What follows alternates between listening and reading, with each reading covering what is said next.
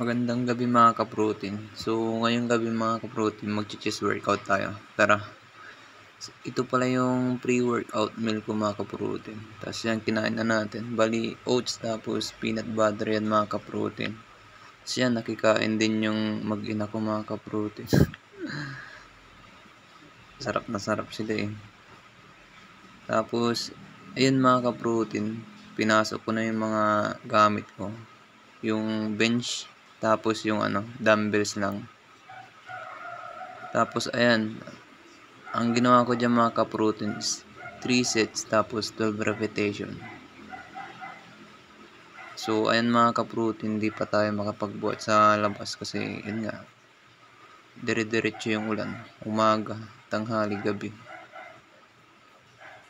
Baka pag nagbuhat tayo sa labas umuulan, baka mapasma tayo. Then ayan, nag-super set pala tayo mga ka-protein, nag-push up tayo.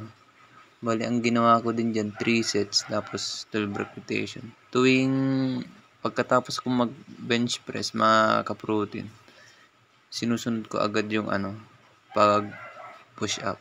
Then yan, nag-incline dumbbells tayo, mga ka-protein. Bali, pare-pareho lang din yung mga ginawa ko ka-protein. 3 sets, tapos 12 repetition. Ang tama niyan mga ka-protein is yung sa upper chest natin.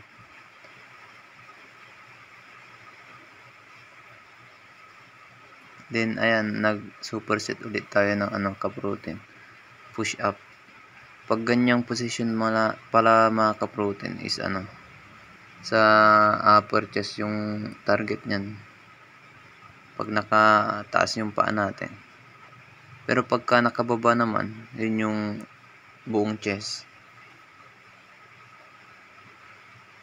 Tapos ayan, ang ginawa din pala natin dyan mga ka-protein, 3 sets tapos 12 repetition. Then at ito na yung huling natin mga ka-protein workout. So yan, ang target niyan dun sa middle mga ka-protein. Ang ginawa ko din dyan, 3 sets tapos 12 repetition. Tapos ayun mga ka-protein, lang din tayo. Super set tayo ng push up. Bali, ang target din niya mga ka-protein is yung sa lower chest natin.